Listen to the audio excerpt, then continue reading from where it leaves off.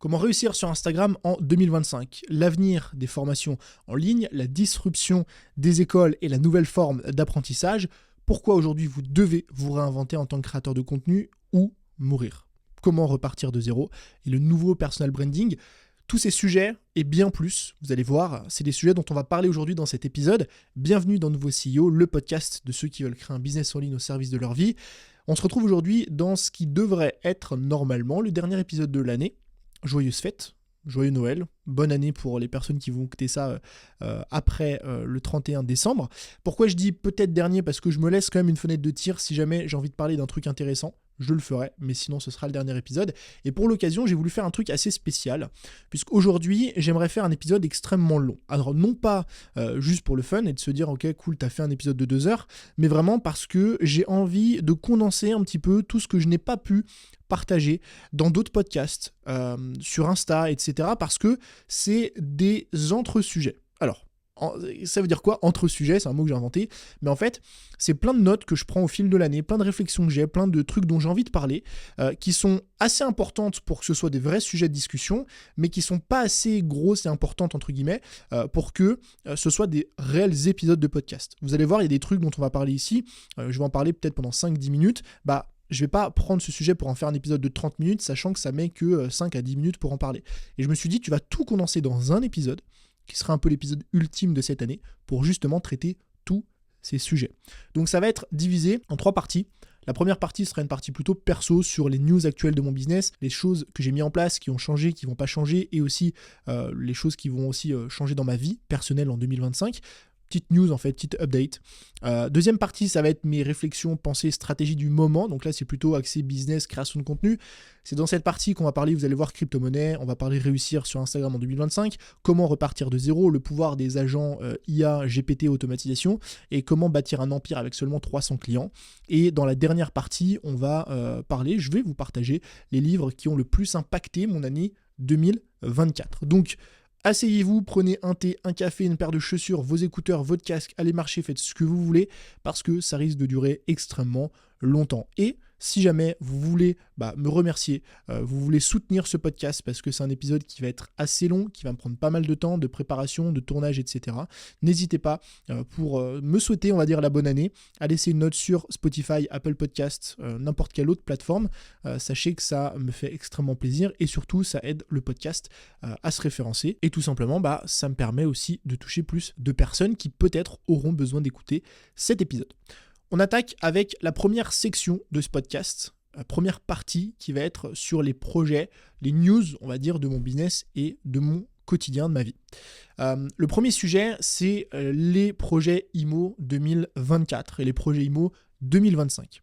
Pour ceux qui me suivent, vous le savez, cette année, on a fait l'acquisition de 4 appartements. Donc il y en a un qui est en cours de finalisation, on va dire, on a signé le compromis, on est juste sur la partie bancaire, etc. Donc je le compte dedans parce que normalement ça devrait être OK.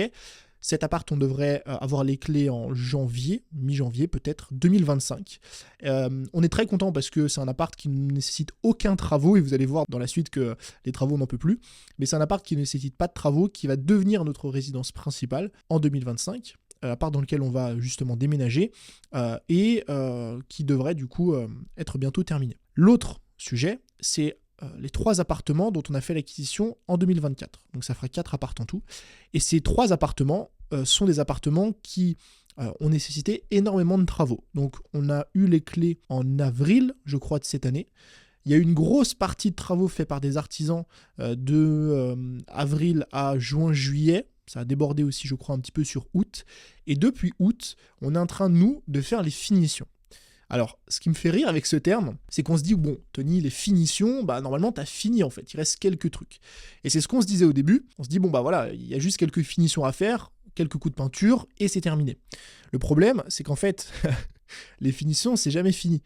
C'est-à-dire qu'à chaque fois que vous mettez un coup de peinture dans un appartement, en fait derrière, il faut repasser pour faire les joints, et puis après votre coup de peinture, il a déplacé un truc à côté, puis c'est plus la même couleur sur le mur d'à côté qu'à la base vous ne deviez pas repeindre, mais en fait vous vous rendez compte que finalement le mur à droite est trop blanc par rapport au mur de gauche, donc il faut aussi peindre le mur de gauche, et puis on peint le mur de gauche, on se rend compte que le plafond en fait il est pas aussi blanc, donc on peint le plafond, enfin bref, il y a vraiment plein de trucs comme ça qui ont fait qu'on y a passé quand même beaucoup plus de temps que prévu, et on est en train justement, à l'heure où je vous tourne ce podcast, podcast, on est le 17 décembre, on est en train vraiment pour le coup, je vous jure, de finaliser les finitions parce que on est en train d'aménager l'un des 3 appartements. D'ailleurs, allez voir sur Instagram parce que le rendu est génial. En fait, c'est l'un des 3 appartes. C'est un T3 avec une belle hauteur sous plafond. C'est un haussmannien avec un joli parquet, 2 cheminées, etc. Et là, on est en train vraiment de kiffer le process parce que on est sur la meilleure partie, c'est l'ameublement et on commence vraiment à se faire kiffer. Mais normalement, ça devrait aussi être terminé début janvier. Donc, on va pouvoir enfin passer au projet suivant. On aura enfin terminé avec ces projets immobiliers. Et justement, quel est le projet immobilier suivant en 2025 ? Il n'y en a pas.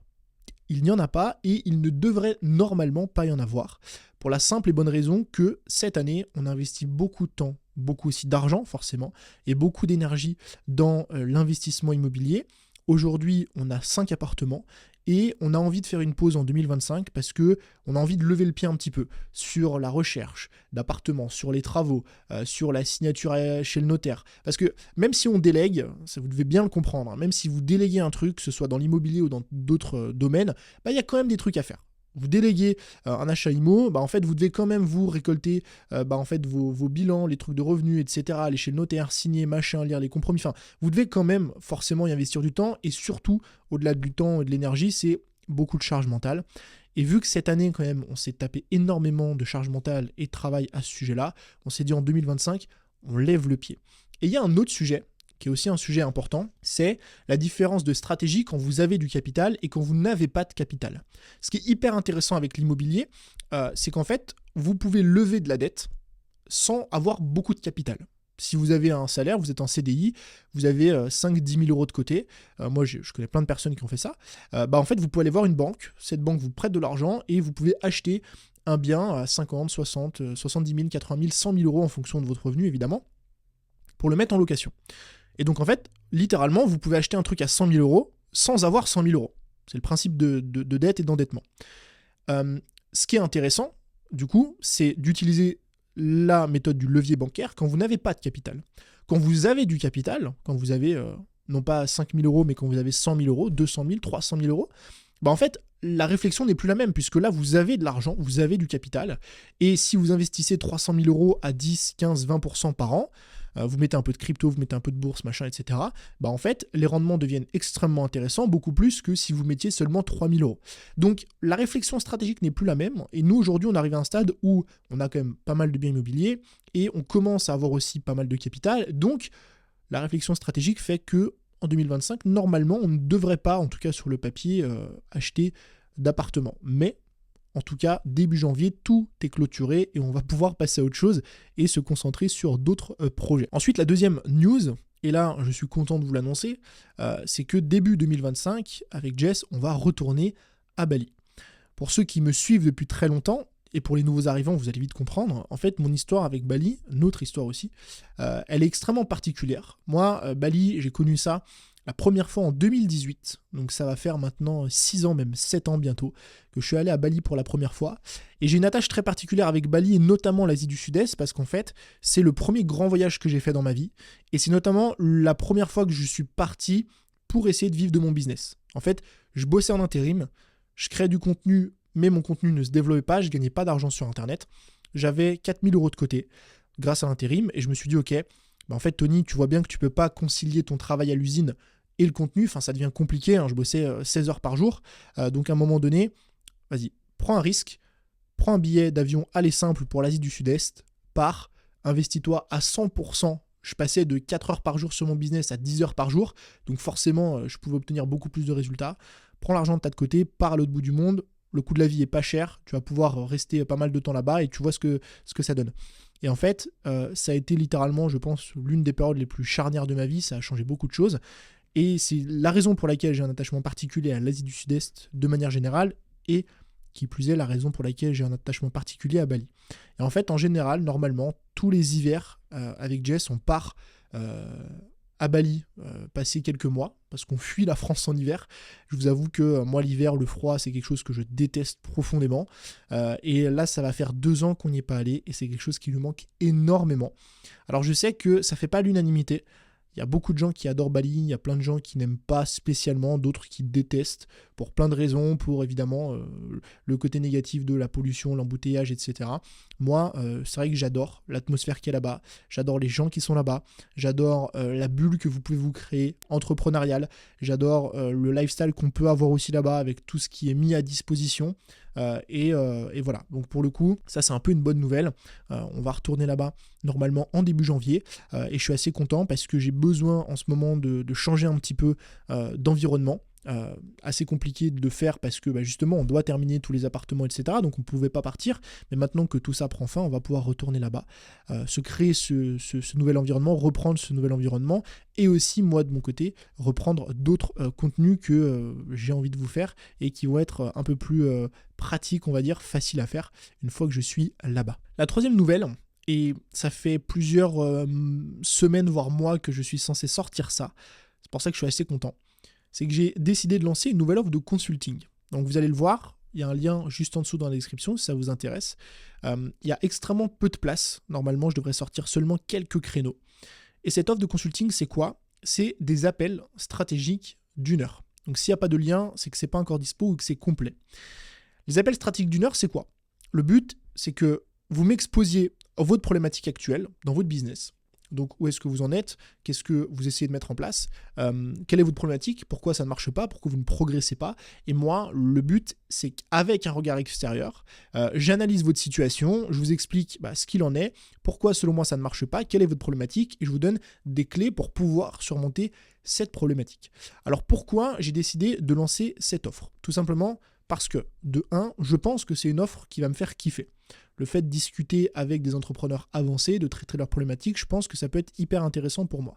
Deuxièmement, c'est une offre dont ont besoin les entrepreneurs avancés. Et les entrepreneurs avancés, c'est les personnes aujourd'hui à qui j'ai le plus envie de m'adresser. Et pourquoi est-ce que ces entrepreneurs ont besoin de cette offre, ou en tout cas, quand je dis de cette offre, ont besoin d'avoir un regard extérieur ? Tout simplement parce que vous allez le voir dans votre parcours. Moi, c'est un truc que j'ai vécu des tonnes et des tonnes de fois. En fait, vous allez rencontrer parfois certains plateaux. Quand vous allez développer votre business, au début, vous allez créer du contenu, vous allez lancer des offres, etc. Ça va plus ou moins marcher, les choses vont plus ou moins progresser. Et puis à un moment, vous allez rencontrer un plateau. Ce plateau, il peut venir de votre contenu, il peut venir de votre trafic, il peut venir de vos offres, il peut venir de plein de choses. Le problème, très souvent, c'est que quand on rencontre un plateau, on ne sait pas d'où vient le problème. On ne sait pas qu'est-ce qui nous fait rester à ce plateau-là, qu'est-ce qui nous bloque à ce niveau-là.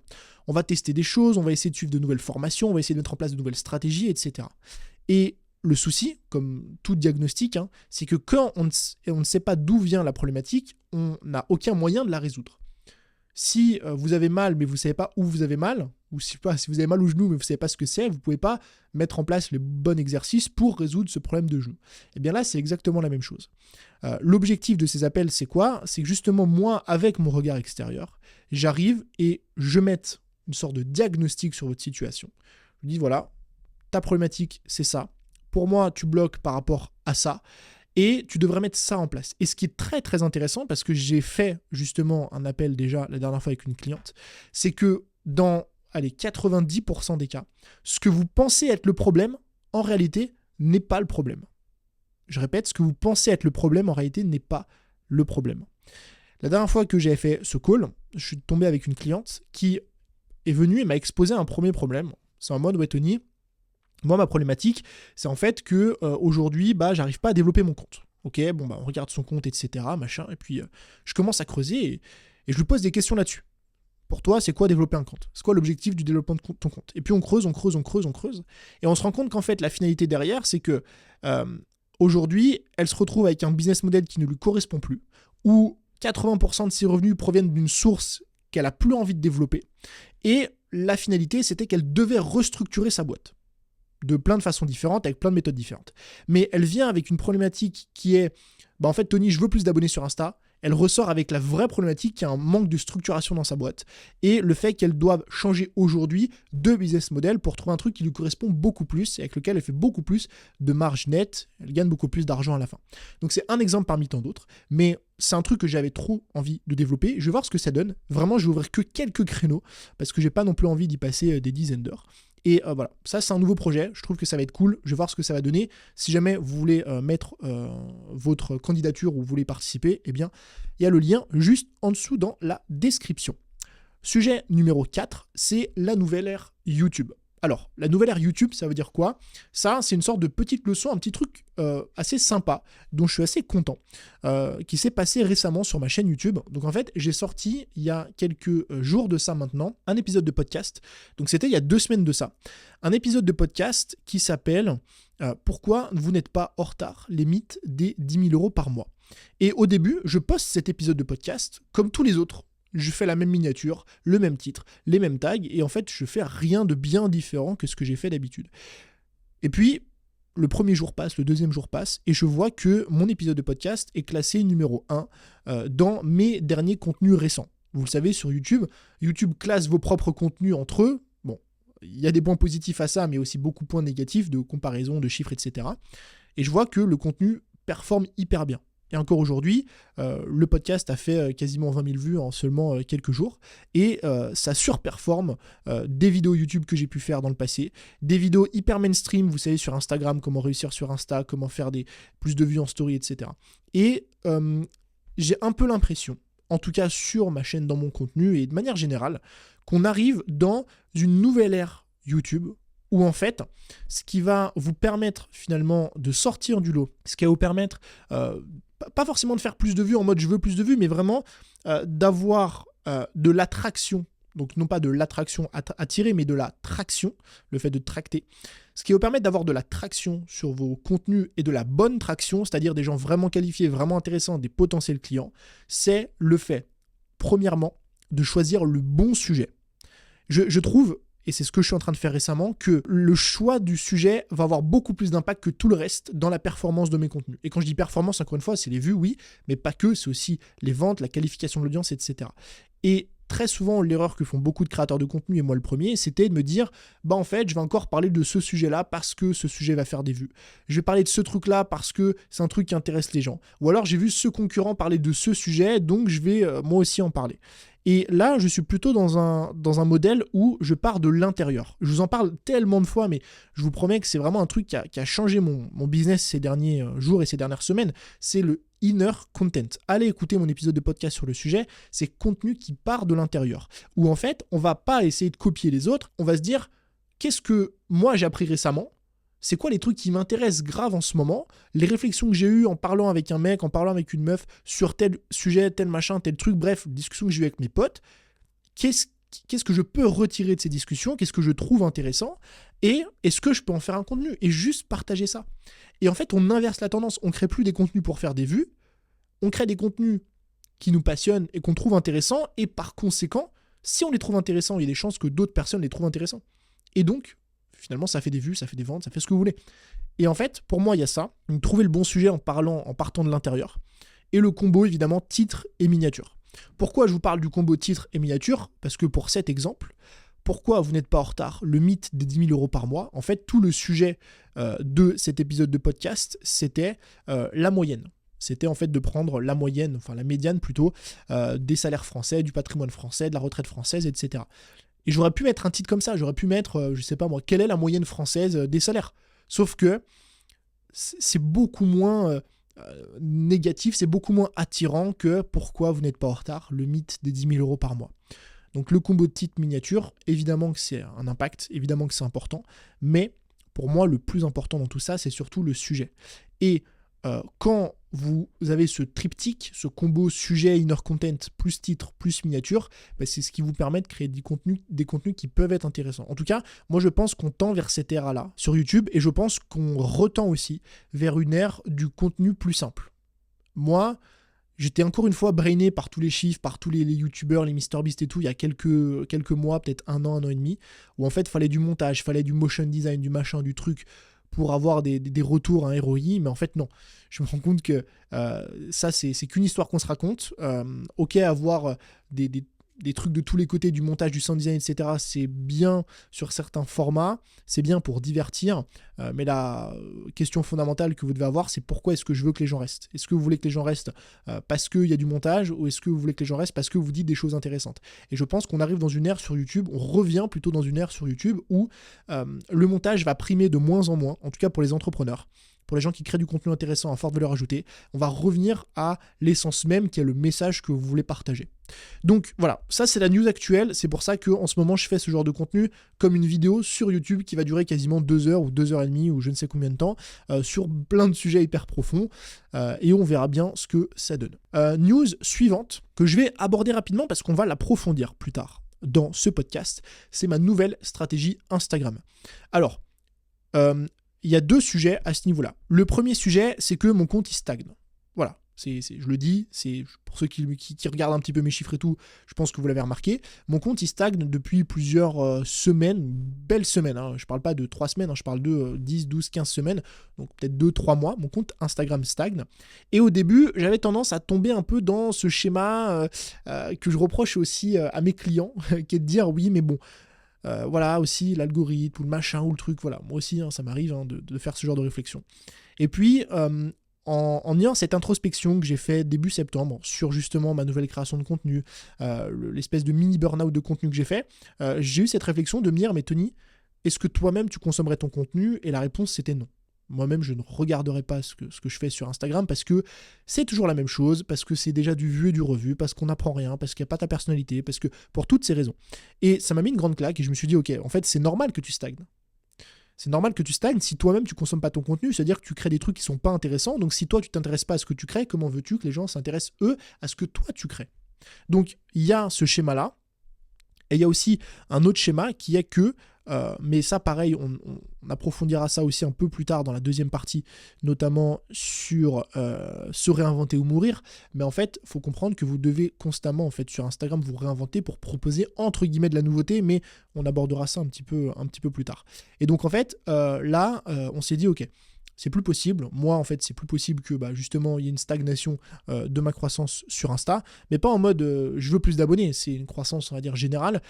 Et aussi, c'est plus possible que je crée du contenu que moi-même je n'ai pas envie de consommer. Parce que le but, c'est pas juste en fait d'avoir des likes, d'avoir de la croissance, des ventes, etc. C'est moi aussi dans ma création de prendre plaisir et de remettre le plaisir au cœur de ce que je fais. Et forcément, les résultats, c'est que le reflet de l'intention que vous mettez dans ce que vous faites et dans votre travail. En général, et je l'ai vu de nombreuses fois chez plein de business et dans mon business, très souvent les périodes de stagnation sont corrélées à des périodes de plaisir, enfin de non-plaisir. C'est-à-dire que je ne prends pas plaisir parce que je ne teste pas de nouvelles choses, parce que je ne sors pas de ma zone de confort, parce que je n'innove pas. Et donc la conséquence quand vous ne prenez pas de plaisir, quand vous n'innovez pas, c'est quoi? C'est que vous stagnez, ni plus ni moins. Alors que si vous prenez plaisir, vous testez de nouveaux formats, vous innovez, vous mettez en place des choses que vous n'auriez pas mis en place avant, vous reprenez plaisir dans la création et vous vous renouvelez, en fait forcément ça aura un impact, c'est censé avoir un impact sur les résultats.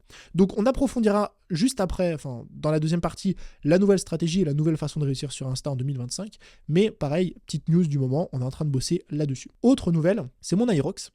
J'ai fait un Aerox il y a 10 jours de ça, donc le dimanche 7 décembre de cette année. Je passe vraiment la leçon globale, peut-être que je ferai, enfin je suis en train d'ailleurs de préparer une vidéo sur le sujet, donc ce sera plutôt là-dedans, comment je me suis préparé, machin, etc. Je voulais juste revenir sur un truc. En fait, j'ai mis 1h20 en tout, donc c'est le résultat que j'ai obtenu, 1h22 pour faire mon Aerox en open, mon premier Aerox, et je suis extrêmement content, c'est le temps que je voulais faire. Je voulais faire 1h20, donc 1h22, hein, je vous rassure que je vais pas être mécontent pour 2 minutes d'écart, sachant que voilà, j'avais peur vraiment d'exploser en plein vol, et il y a plein de choses évidemment que j'ai appris sur justement la méthodologie d'Aerox, etc. Sans doute que le deuxième, je gagnerai pas mal de temps, notamment sur les transitions, enfin bref. Forcément, la première fois que vous faites un truc, vous n'y connaissez rien, donc vous ne savez pas trop comment vous y prendre et comment vous gérer. Mais le sujet qui m'intéresse, qui est lié à l'Aerox, mais surtout au CrossFit aussi, c'est le fait de se dépasser. Et c'est une réflexion qui revient souvent. Dès que je dis à quelqu'un que je fais du CrossFit, cette personne me dit toujours, mais pourquoi? Il y a toujours cette question qui revient en disant, mais pourquoi tu fais du CrossFit? Enfin, c'est infernal le CrossFit. Quand vous voyez quelqu'un faire un WOD, ça vous donne pas du tout envie de faire un WOD. Moi, il y a plein de fois où je rentre le midi et Jess, elle me voit rentrer, elle me voit tout transpirant, je suis à 2 doigts de tomber dans les vapes, j'abuse un peu, mais enfin, je suis en mode, ok, je me suis mis une cartouche au CrossFit, je suis au bout de ma vie, et elle me dit, mais pourquoi tu t'infliges ça en fait? Et j'ai réfléchi à ça la dernière fois, je me suis dit, mais c'est vrai, pourquoi est-ce que juste tu fais pas comme tu faisais avant, un sport, avant je faisais de la muscu, mais un peu en mode tranquille, je faisais mes séances, bon bah voilà, évidemment je poussais un petit peu, ça forçait un petit peu, mais ça me mettait beaucoup moins dans le mal que le CrossFit, ou en l'occurrence l'Aerox c'était un peu pareil, à un moment quand j'ai fait le burpee j'étais blanc pâle, j'en pouvais plus, et en fait je pense qu'il y a un truc, qui est peut-être très personnel, mais je trouve que c'est intéressant de vous partager ça, c'est qu'en fait, ça m'aide à être confortable dans l'inconfort. Je ne sais pas si c'est clair, mais en fait, le CrossFit, quand vous faites du CrossFit, et il y a énormément, moi je prends l'exemple du CrossFit parce que j'en fais, mais évidemment, il y a beaucoup d'autres sports, beaucoup d'autres domaines où vous pouvez avoir la même sensation, il n'y a pas que le CrossFit. Mais en fait, quand vous faites une séance, c'est hyper inconfortable. Je veux dire, personne ne vous dira, oui, je viens de faire un WOD, bah, c'était trop cool. Enfin, si, c'est cool, mais c'était genre tranquille, oh j'ai kiffé pendant le WOD. Non, à chaque fois pendant le WOD, on est au bout de notre vie, on a envie que ça se termine. C'est après où on se dit, ok, c'est cool, c'était cool. Et en fait, je me suis fait cette réflexion en mode, ça m'apprend ou ça m'aide à être confortable dans l'inconfort. Et je ne sais pas comment vous dire, mais j'arrive à retranscrire ce truc-là, qui vient du sport, dans le domaine de la vie et dans le business. Et il y a plein de moments dans ma vie, dans le business ou autre, où en fait, je suis hyper inconfortable. Que ce soit physiquement ou même mentalement, mais je suis hyper inconfortable, ça me stresse, je suis au bout de ma vie, ou enfin bref, il y a plein de trucs comme ça. Et pour autant, je suis assez confortable. Ce que je veux dire, c'est que la situation en elle-même est inconfortable, mais moi, physiquement, je suis confortable, je suis ok avec le fait, je mets des gros guillemets, avec le fait de, entre guillemets, souffrir. Je ne sais pas si c'est clair ce que je veux dire par là, c'est peut-être extrêmement flou comme point, mais je trouve que c'est un vrai sujet, que le fait de, tellement on en revient à la zone de confort et au fait d'élargir vos zones de confort. En fait, plus vous allez être inconfortable, plus vous vous mettez dans des situations d'inconfort, plus votre zone de confort, en fait, finalement c'est ça, va s'élargir, et plus vous allez être confortable dans quelque chose qui paraît, pour la plupart des gens, inconfortable ou qui vous paraissait avant inconfortable. Et je trouve que c'est un super mindset à avoir. Donc je parle du sport depuis le début, mais finalement il n'y a pas que ça.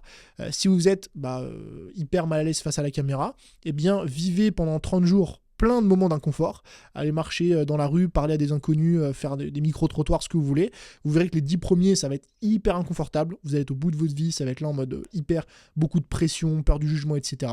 Et puis au bout d'une semaine, 15 jours, un mois, cette zone d'inconfort, elle va s'élargir. C'est quelque chose d'inconfortable, le fait d'aller voir des passants dans la rue et de leur poser des questions. Mais au bout de 30 jours, en fait, vous aurez élargi votre zone d'inconfort et vous deviendrez confortable dans cette situation. Donc, sujet assez flou, mais sujet que je trouve assez intéressant. 2 derniers points concernant les news du moment. L'envie de vlogger, c'est un truc que j'ai envie de reprendre en ce moment. Donc vous allez voir, je vous prépare notamment une vidéo sur l'Aerox où j'ai un petit peu vlogué. Je vous avoue que je suis pas un grand vlogueur, mais bon, j'ai repris un petit peu le truc. Et aussi un petit peu sur Instagram, mais c'est quelque chose que je vais sans doute reprendre un petit peu plus en 2025, pour la simple et bonne raison que j'ai commencé à l'époque avec ça. En fait, je me rends compte avec le temps que je me suis éloigné un peu de ce format. Alors que si vous regardez mes premières vidéos YouTube, bon malheureusement j'en ai supprimé une grande partie et je regrette ça aujourd'hui, mais si vous regardez mes 200-300 premières vidéos, peut-être pas 300, peut-être mes 100 premières vidéos YouTube, à mon avis 150, c'était quasiment que des vlogs. J'étais en Asie, je vloguais, je faisais une vidéo par jour à l'époque. Donc j'ai fait quasi 90 vidéos en 90 jours en Asie du Sud-Est. Et il y avait énormément de vlogs là-dedans. Encore une fois, je retrouve ce truc de confort et inconfort, parce qu'au début, j'étais hyper inconfortable de vloguer en public, et puis à force, c'était normal, et j'avais aucun problème avec ça. Et c'est vrai que c'était quelque chose dans lequel je prenais énormément de plaisir. Le fait de vloguer, raconter ma vie, faire des trucs, etc. Apprendre des choses aussi, parce que c'était de l'éducatif, mais avec un format différent. Et je sais pas, j'ai un peu envie de reprendre ce format. Il y a aussi une autre raison qui est que j'ai envie, sur YouTube en tout cas, de faire plus de contenu qui me permettent de connecter avec les gens. Et je trouve en tout cas que le vlog, c'est un format incroyable pour connecter avec son audience, parce que on rentre un peu dans le quotidien, non pas dans l'intimité, parce que j'ai pas non plus envie de raconter ma life, mais on rentre un peu dans le quotidien. On voit d'autres facettes qu'on n'a pas l'habitude de voir sur Insta, sur YouTube avec des formats face caméra, etc. Et je pense que c'est aussi, évidemment, d'un point de vue stratégique, un format qui pourrait être hyper complémentaire au podcast, au sujet dont je traite déjà et au contenu que je partage déjà finalement sur YouTube. Donc je ne sais pas exactement ce que ça va donner. Il faut que je vois aussi moi de mon côté comment je gère la création. Est-ce que je délègue? Est-ce que je délègue pas? Est-ce que aussi, parce que c'était le cas à l'époque, je prenais beaucoup plaisir à vlogger. Est-ce que je reprends le montage des vlogs? Parce que c'était un vrai plaisir de les monter, c'est un travail hyper créatif. Mais voilà, je sais pas, c'est un point d'interrogation, mais je voulais vous partager cette envie. Il y en a peut-être d'autres qui ont envie, ou que je reprenne les vlogs, ou qui eux-mêmes ont envie de reprendre les vlogs. Et je pense aussi, d'un point de vue stratégique toujours, que c'est un format qui peut être très intéressant pour n'importe qui en 2025, n'importe quel créateur, entrepreneur, formateur dans n'importe quelle thématique, puisque ça a la puissance, encore une fois, de connecter avec votre audience. Et la dernière news de cette première partie, c'est mon challenge d'affiliation. Alors, je suis en train récemment de me lancer un challenge personnel que je documenterai sans doute sur YouTube, à voir comment ça se goupille, de monter à plus de 2000 € par mois de revenus passifs grâce à l'affiliation. Alors pour les personnes qui ne voient pas exactement ce que c'est, je fais un topo rapide, mais l'affiliation, c'est que vous touchez un pourcentage des revenus des produits que vous recommandez à d'autres personnes, et voilà, si ces personnes passent par votre lien et achètent le produit ou le service, vous touchez, donc on vous rétrocède une partie, une commission. En fait, moi, dans mon business, je touche déjà pas mal de revenus d'affiliation, donc pas autant que 2000 € par mois, mais quand même des revenus qui sont assez intéressants, parce que je partage les outils que j'utilise. Et j'ai pas réellement de stratégie. C'est vraiment, à chaque fois qu'on me demande un outil que j'utilise, j'ai une petite boîte à outils dans les descriptions de mes vidéos YouTube. Je mentionne quelques outils à droite à gauche, qui sont des outils que j'utilise réellement, Podia, Kajabi, Submagic, etc. Et en fait, dès qu'une personne passe par le lien de cet outil et l'utilise, enfin en tout cas y accède, je touche une commission sur les ventes. Et pourquoi est-ce que je trouve que c'est extrêmement intéressant? Parce que de 1, c'est très complémentaire à votre business. C'est-à-dire qu'en fait, quand on parle d'affiliation, moi je fais que de l'affiliation sur les produits que j'utilise, et en fait, ça fait sens, si vous voulez. Par exemple, dès que je parle de sous-titrage pour tourner ses réels, monter ses réels, etc., en fait, moi j'utilise Submagic. C'est un outil que je trouve révolutionnaire, que j'utilise vraiment dans mon business. On sous-titre une trentaine de vidéos par mois, que j'utilise aussi avec le studio, etc. Et en fait, dès qu'on me demande l'outil que j'utilise, moi je le partage avec grand plaisir. Donc, si vous voulez, l'affiliation, le pouvoir de l'affiliation, quand vous avez un business comme ça, c'est que c'est pas dissonant en fait d'en parler, de faire de l'affiliation, puisqu'il y a cette connexion naturelle de parler de ces outils, de parler de ces méthodes, de parler de ce que vous utilisez. C'est pas comme si demain je faisais de l'affiliation de gourdes comme ça qu'on peut acheter sur Amazon à 10 €, parce que voilà, j'ai pas un business de gourdes, je parle pas de gourdes. Donc bon, ça n'a pas vraiment de sens. Là, l'avantage, c'est vraiment que c'est connecté à mon business. Le deuxième avantage, pour moi c'est le meilleur, c'est qu'en fait, je fais notamment pas mal d'affiliation, enfin 100% quasiment d'affiliation, sur des SaaS. La beauté de l'affiliation des SaaS, c'est que vous touchez du coup des revenus récurrents sur des abonnements à vie. Enfin, à vie. À partir du moment où la personne s'abonne jusqu'à ce qu'elle se désabonne. Donc si demain, encore une fois, et c'est toute la mention que je fais à chaque fois, si demain vous passez par un de mes liens d'affiliation pour n'importe quel outil et que vous vous abonnez, que vous payez tous les mois 10 €, moi je vais avoir une rétrocession qui va dépendre des outils, mais admettons 2 €, en fait tous les mois 2 €, jusqu'à ce que vous n'utilisiez plus cet outil. Donc si vous le gardez pendant 10 ans, je vais toucher 2 € par mois. Donc il y a plein de trucs hyper intéressants avec l'affiliation, il y a plein de stratégies justement que je suis en train de tester et de mettre en place pour pouvoir augmenter mes revenus d'affiliation. Mais en fait, mon challenge et pourquoi je me lance ce défi, parce que j'aimerais bien, entre guillemets, c'est une target un peu juste psychologique, mais avoir une sorte de salaire passif. C'est-à-dire mon objectif, pour ça que j'ai mis plus ou moins 2000 € par mois, c'est de me dire, si j'arrive à mettre en place les bonnes stratégies pour pouvoir faire de l'affiliation et monter à 2000 € par mois d'affiliation, eh bien ces 2000 €, c'est comme si c'était mon salaire. Et je les touche tous les mois grâce justement à ces revenus qui proviennent d'affiliation. C'est des revenus qui sont assez stables et ça me permet comme ça justement de pouvoir me consacrer à d'autres choses dans mon business. Donc voilà, c'est un peu les news aussi que je prépare actuellement. Évidemment, je vous en parlerai de tout ça, du vlog, de ma strat Insta, on va en reparler aussi, de l'ère YouTube. Bali, vous suivrez évidemment tout ça, je l'espère, sur Insta, YouTube, etc. Et donc on a terminé avec cette première partie de news actuelle de mon business. Maintenant, on rentre dans la Deuxième partie qui, à mon sens, est la partie la plus intéressante. Enfin, moi je dis ça parce que, évidemment, la première, je parlais de moi, mais la deuxième partie qui est la partie sur mes pensées / mes stratégies du moment. Le premier sujet de cette deuxième partie, on en parlait au début, c'est la disruption des écoles et la nouvelle forme d'apprentissage. En fait, je pense que, de manière générale, l'école, aujourd'hui, n'est plus faite pour apprendre. Alors, je vais aller au-delà de ce qu'on dit habituellement. Vous savez, habituellement, et je suis assez d'accord avec ça, je pense que le système éducatif français ne fonctionne plus. Je pense qu'on n'apprend pas les bonnes choses aux enfants, on ne leur apprend pas de la bonne façon. La preuve en est, on passe 16 ans à apprendre l'anglais et on ne sait pas parler un mot d'anglais. On apprend donc des choses qu'on ne devrait pas apprendre, qui ne servent pas à grand-chose, et on n'apprend pas des choses qu'on devrait apprendre. Je pense qu'on fait beaucoup de théorie, mais pas assez de pratique. Je pense qu'il y a beaucoup trop d'heures de cours dans une semaine quand on est gosse. Il n'y a pas assez d'heures de sport, il n'y a pas assez d'heures d'activité, il n'y a pas assez d'heures de créativité. Enfin bref, il n'y a pas assez de travail sur le développement personnel, sur les émotions. Il y a énormément de choses, évidemment, à revoir. Mais je pense qu'il y a un problème qui est plus profond que ça. Problème auquel va répondre et auquel répond déjà aujourd'hui, mais je pense que ça va s'accentuer et s'accélérer dans les années à venir, le e-learning et les formations. Les formations en ligne, mais pas que, les formations aussi en physique. Je pense que ce problème, c'est la vitesse d'adaptation du système éducatif. C'est-à-dire qu'aujourd'hui, on évolue dans un monde dans lequel, d'une année à l'autre, tout change. Si aujourd'hui, je prends l'intelligence artificielle, qui est un sujet qui va très vite, mais vous allez voir, je vais prendre d'autres sujets après. Si je prends l'IA aujourd'hui, et que je suis professeur dans une université, même en études supérieures, mais encore pire du coup, parce que ça va souvent moins vite au lycée, au collège, etc. Mais même en études supérieures, je suis en train de créer le programme pour l'année à venir. Ok, je crée mon programme et tout, je le fais remonter, je sais pas moi, au directeur de, je sais pas quoi, régional de l'école, machin, il valide le programme, on fait imprimer le programme, on le crée, nanana, on le met en œuvre. Peut-être que ça prend 6 mois, 1 an, 2 ans, je sais pas. Je crée aujourd'hui, le 17 décembre 2024, un programme sur l'IA. Ce programme sera peut-être exécuté, mis en œuvre, etc. l'année prochaine, dans 2 ans, voire dans 3 ans. Le souci, c'est quoi ? C'est que dans 3 ans, ce que vous allez enseigner sera déjà obsolète. Ça marche pour l'IA, mais pour tous les domaines. Les réseaux sociaux, c'est la même chose. Moi, je le vois dans mon domaine, dans mon secteur.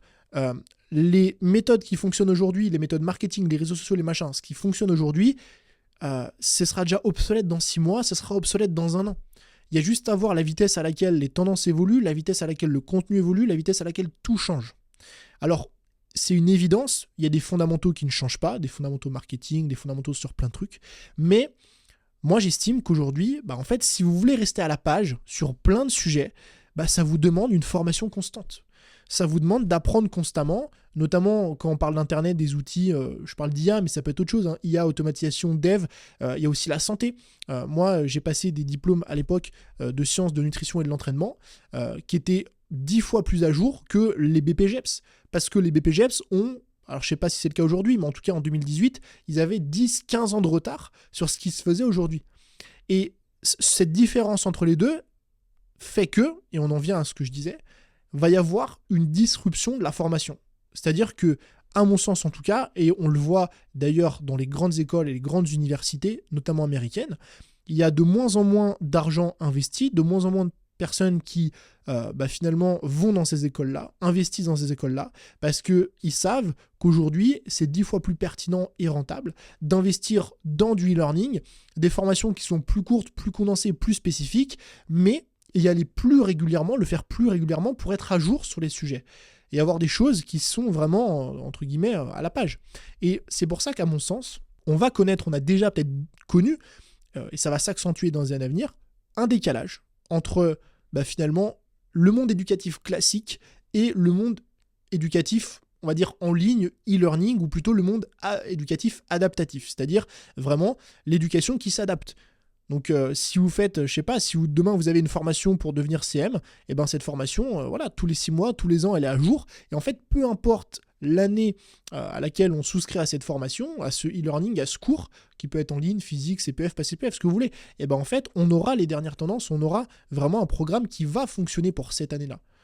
Et je le vois, je discute avec plein de gens qui ont fait des études, en fait, c'est des gens qui ont fait des études de marketing ou de commerce, ils sortent d'études marketing, en fait, ce qu'ils ont vu durant 5 ans, c'est déjà plus d'actualité. Donc, il faut se remettre à jour, il faut se remettre à la page. C'est pour ça que la formation, c'est aussi un truc constant. Et donc, ce que ça signifie pour nous, en tant que formateurs, c'est quoi? Premièrement, c'est que la formation n'est pas morte. Et c'est pas juste un sujet, là, en mode je prêche pour ma paroisse parce que je suis formateur et tout. Je pense de façon vraiment convaincu, je suis intimement convaincu de ça, que la formation, c'est extrêmement loin d'être mort. Je pense même qu'on est pas aux prémices, parce que les prémices, c'était en 2017, 2018. Mais je pense que là, on est, si vous regardez, vous savez, la courbe d'adoption d'une tendance, je pense qu'on est au début de la montée. Regardez aussi les chiffres des sommes dépensées en e-learning d'année en année. Vous voyez que ça augmente et ça va augmenter de plus en plus. Donc je pense que la formation n'est pas morte. Je pense que l'avenir va se trouver dans les formations e-learning adaptatives, c'est-à-dire les formations qui vont apprendre ou des méthodes spécifiques ou des métiers spécifiques, mais qui vont être à jour. C'est-à-dire demain, vous avez une formation pour devenir coach sportif. C'est vraiment les dernières mises à jour, les dernières nouveautés de ce qui se fait de mieux. Et cette formation, eh bien, tous les ans, elle est mise à jour et tous les ans, vous pouvez la suivre et vraiment être mis au courant de ce qui se fait de mieux. Une formation pour devenir CM, je prenais l'exemple juste avant. Donc vraiment un truc adaptatif. Et à côté de ça, je pense aussi qu'il va y avoir un énorme avenir pour les formations dites spécifiques. Et ça, pareil, c'est un gros problème inhérent, à mon avis, à l'éducation. C'est qu'aujourd'hui, l'éducation, si on prend des parcours classiques, eh ben, c'est souvent des trucs extrêmement généralistes. Ce qui est normal. Demain, vous faites, un bachelor marketing, un master marketing. Bon, bah voilà, vous faites un master marketing. Même si vous prenez une spécialité marketing e-commerce, marketing international, on restera sur des trucs larges. Mais maintenant, vous faites un master en marketing. Et vous avez besoin, pour développer une activité, pour votre business, de maîtriser Make, qui est un outil d'automatisation. On va reparler de ça juste après d'ailleurs. De maîtriser ChatGPT, les API pour pouvoir connecter tout ça ensemble. En fait, ça, c'est tellement spécifique que ça ne peut pas être couvert de façon poussée dans un cursus classique. C'est la raison pour laquelle, à mon sens, les formations spécifiques, vraiment sur des sujets précis, donc liés encore une fois, donc je prenais l'exemple depuis le début sur l'IA, mais pas que, une formation spécifique sur un domaine en particulier. Ça peut être les réels, donc je reprends l'exemple d'Instagram, ça peut être les stories sur Instagram, ça peut être d'autres sujets. Bah, à mon sens, c'est des formations qui ont énormément d'avenir. Ensuite, toujours sur le sujet des formations, là je voulais entrer dans un truc un tout petit peu plus spécifique, c'est ce que j'appelle les formations Done for You. Donc l'avenir des formations Done for You. Done for You, ça veut dire quoi? Ça veut dire les formations qui sont faites pour toi et qui sont des formations qui sont directement applicables. Donc j'ai deux exemples de formations que j'ai créées qui sont Done for You. Premier exemple, c'est la page. Je vous mettrai d'ailleurs dans la description si ça vous intéresse. Et la page, c'est quoi? C'est une formation avec 8 templates de pages de vente clés en main pour pouvoir créer des pages de vente captivantes. L'autre exemple, c'est la machine à contenu. C'est une formation dans laquelle vous allez retrouver plus de 370 templates de posts pour les réseaux sociaux, donc pour Instagram, LinkedIn, etc. Avec des idées de posts, des templates de contenu, des carousels, des accroches, enfin bref. L'idée, c'est, vous avez une idée de contenu, hop, en fait, vous avez le post qui est prêt en 5 minutes, au lieu normalement de mettre 1 heure à le créer.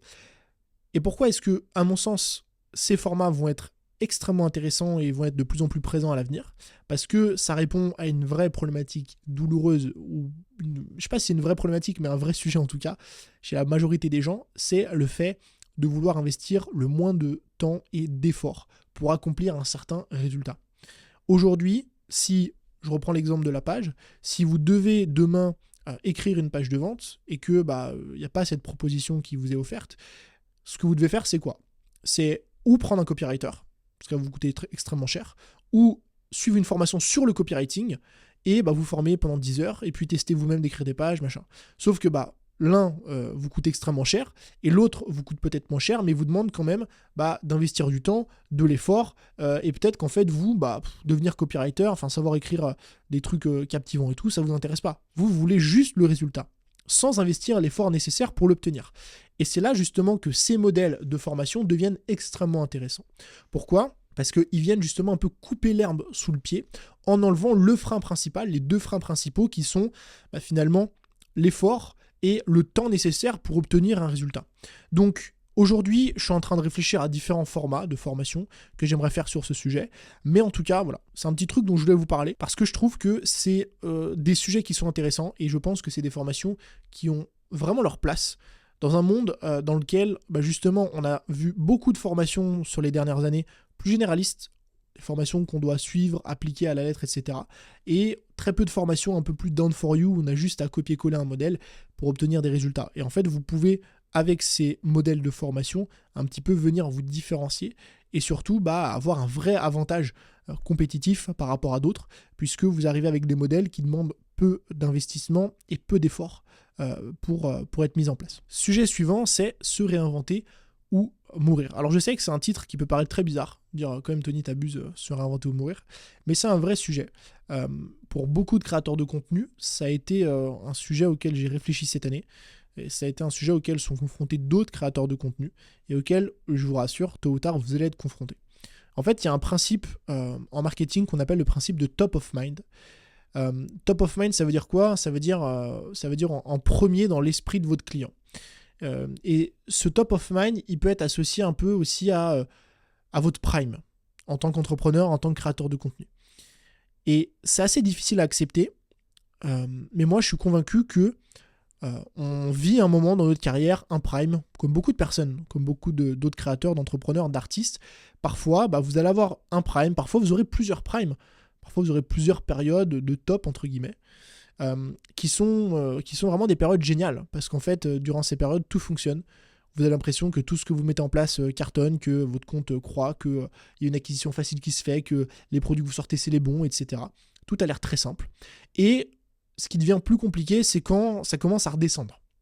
Quand l'intérêt des gens commence un petit peu à s'essouffler, quand vous avez l'impression de plus être du coup top of mind des gens, mais qu'on vous remplace entre guillemets un petit peu, même si j'aime pas trop ce terme, mais quand vous commencez à être plutôt sur une pente descendante, en termes pareil, trafic, chiffre d'affaires, etc. Mais quand vous commencez à sentir que, j'ai l'impression que mon era, j'ai l'impression que mon moment finalement est passé et est terminé. Ça, c'est un truc auquel vous allez être confronté, je vous le dis. Il n'y en a pas qu'un, je pense, dans la carrière d'un créateur et d'un entrepreneur. Je pense que c'est quelque chose qui est cyclique. Vous allez avoir justement un top of mind, plusieurs top of mind. À un moment, on va parler de vous, vous allez être partout, sur tous les podcasts, tous les machins, tous les trucs. Tout ce que vous allez lancer, ça va marcher. Et puis après, ça va descendre un peu. Et puis après, peut-être que ça va remonter. Puis peut-être que ça va redescendre. Puis peut-être que ça va remonter. Et en fait, à un moment, dans le creux de la vague, vous aurez deux options. Vous aurez deux options qui vont s'offrir à vous. La première option, c'est de subir ce truc-là, de rejeter la faute un petit peu sur un peu l'algorithme, et puis un peu les gens, et puis un peu le marché, et puis un peu tout ça, et de vous dire que ça n'a rien à voir avec vous. De vous dire, voilà, en ce moment je vends moins parce que les gens, en fait, il y a trop de concurrence sur le marché de la formation. Je vends moins parce que c'est la crise et que les gens ont plus d'argent. Mon compte ne se développe pas parce que l'algorithme il a changé. Mon truc il marche pas parce que je sais pas quoi, il y a trop de concurrents, ou avant j'étais tout seul, maintenant je suis plus tout seul, etc. Le souci de cette première option, c'est que vous déresponsabilisez. C'est-à-dire vous ôtez la responsabilité justement de cet acte-là. Et quand on n'est plus responsable de ce qu'on fait, en fait, on a tendance à rien changer. Si vous dites que c'est de la faute de l'algorithme, que ça ne marche pas, que votre compte ne se développe pas, pourquoi changer quoi que ce soit, vu que c'est pas de votre faute, c'est de la faute de l'algorithme? Pourquoi revoir votre DA? Pourquoi revoir votre stratégie de contenu? Pourquoi revoir, je sais pas, même votre thématique, votre branding, votre expertise, vu que c'est pas de votre faute? Autant ne rien changer. Et c'est dans ce piège que tombent beaucoup d'entrepreneurs. Le fait de ne pas se réinventer, de ne pas se remettre en question, dans le creux de la vague, qui fait que c'est des entrepreneurs qui, au bout d'un moment, s'éteignent et, entre guillemets, disparaissent. C'est-à-dire qu'en fait, ils se remettent jamais en question, il n'y a rien qui change, ni le format, ni l'angle, ni ce qu'ils créent, ni la façon dont ils l'amènent, et ils sont dans le creux de la vague, et au lieu de se réinventer et de remonter dans une nouvelle vague, entre guillemets, on les perd. Et je peux le dire, je l'ai vu énormément de fois, des entrepreneurs avoir un top, les voir de partout. Ça fait 8 ans que je fais ce métier, ça fait 8 ans que je crée du contenu, et en général, un top of mind, un cycle, on va dire, dure à peu près 2 ans, 2-3 ans, et je suis sûr que vous avez en tête des noms d'entrepreneurs que vous avez vu un moment passer sur plein de trucs, sur des podcasts, sur des machins, etc., avoir un peu, entre guillemets, le vent en poupe, et puis aujourd'hui, on sait même plus ce qu'ils sont devenus.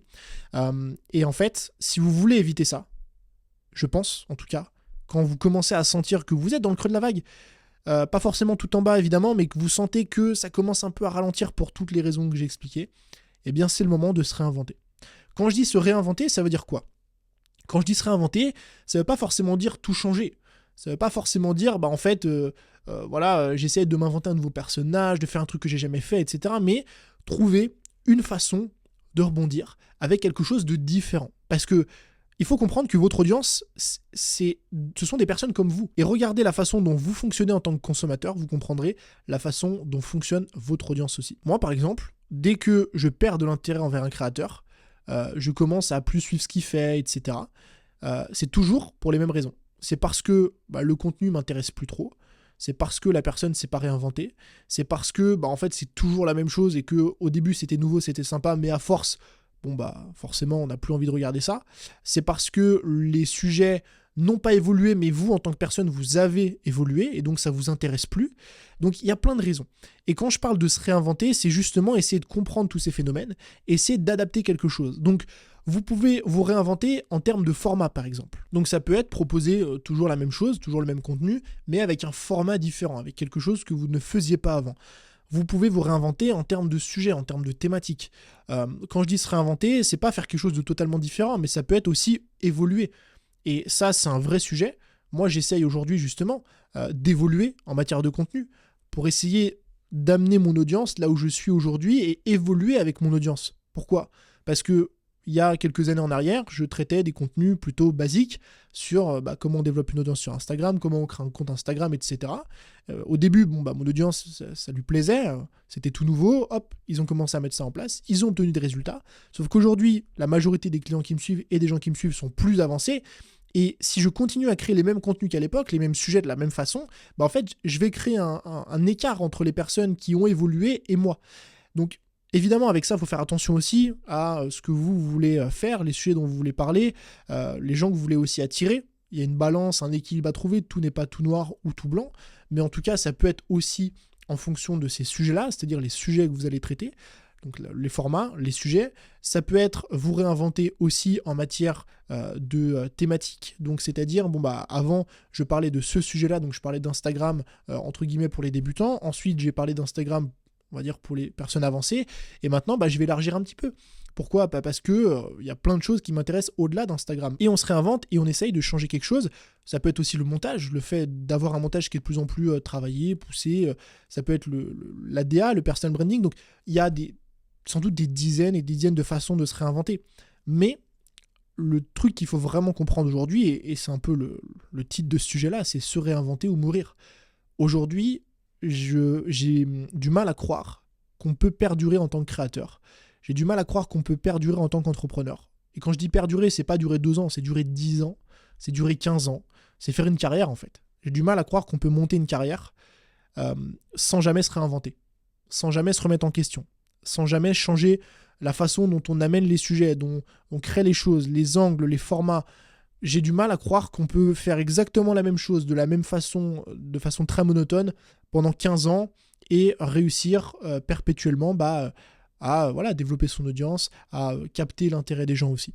Donc, encore une fois, il faut prendre ça avec des pincettes. Il y a plein de sujets auxquels il faut faire attention. Il faut aussi créer ce que vous voulez créer, ce que vous aimez. Il faut faire attention aux gens que vous voulez attirer.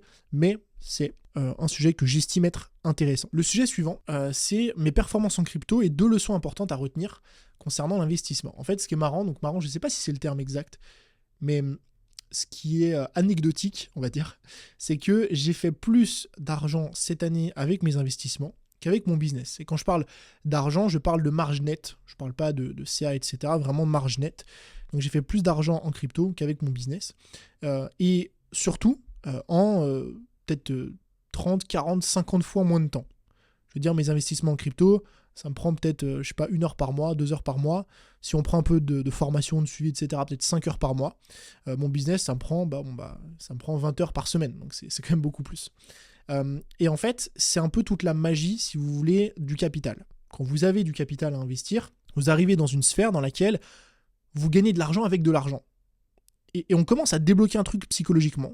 Moi, j'ai débloqué un truc cette année en me disant « Waouh, je peux gagner plus d'argent avec de l'argent qu'avec mes efforts. » Et quand on commence à avoir cette réflexion, il y a un monde qui s'ouvre à nous, de façon de travailler, de façon de fonctionner, etc., qui est vraiment différent.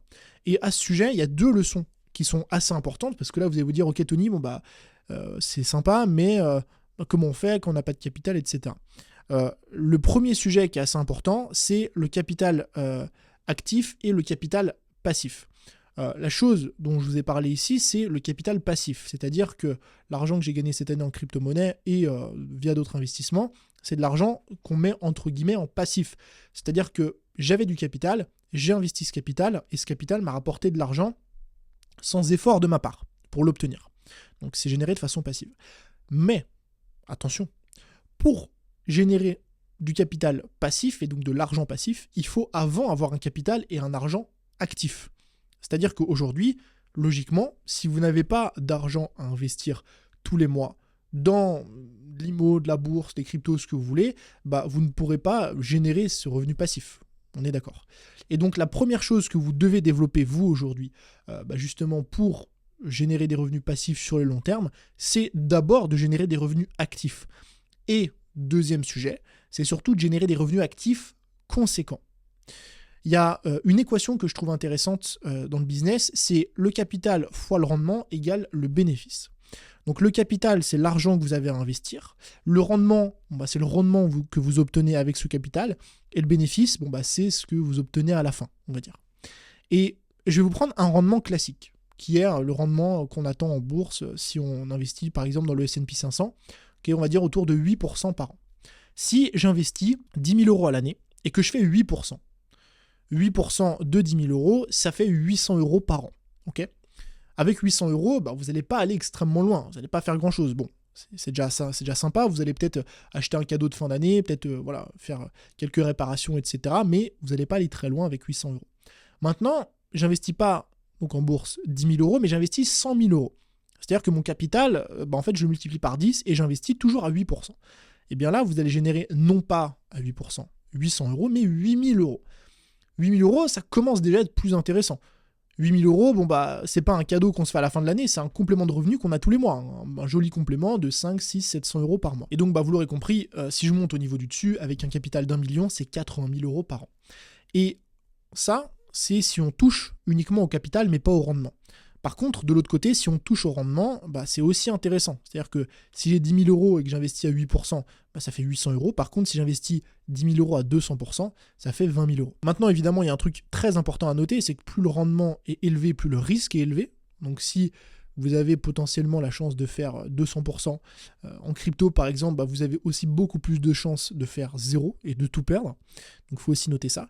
Mais ce que je veux vous expliquer par là, et ça rejoint un petit peu ce qu'on disait avant avec le capital actif et le capital passif, c'est que ce qui m'a permis d'atteindre ces résultats-là, et ce qui va aussi vous permettre, vous, si demain vous souhaitez investir, d'atteindre ce genre de résultats et de générer plus de revenus avec de l'investissement, etc., c'est d'augmenter votre capital actif et donc de gagner plus d'argent.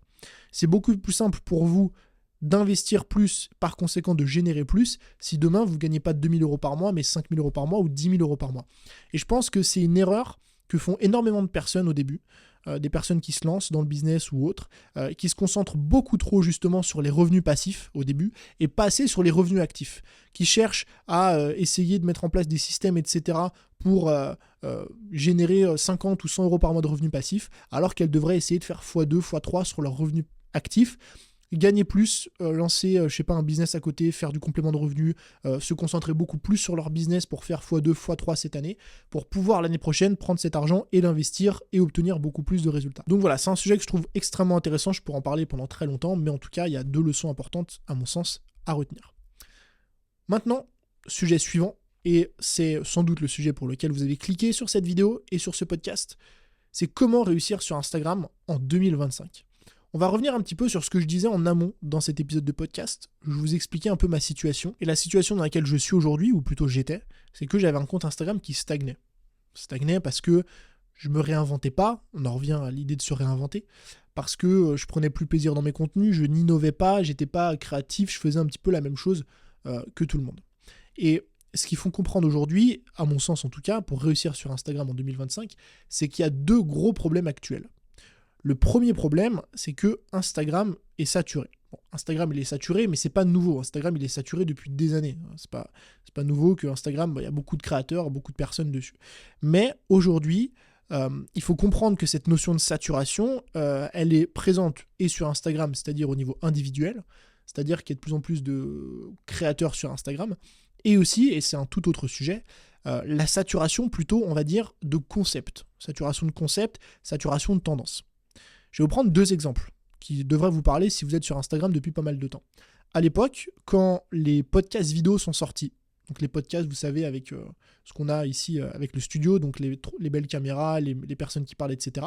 Ça, au tout début, quand ça a été lancé en 2021-2022, vous preniez 1 heure dans un studio de podcast, vous tourniez vos épisodes, vous publiez, et de suite, votre contenu, il partait viral, des centaines, enfin des dizaines, des centaines de milliers de vues, parce que on avait de l'innovation sur le format. C'était un truc nouveau qu'on n'avait jamais vu, c'était avec du matériel qu'on n'avait pas l'habitude de voir, et donc ça crée directement une différence.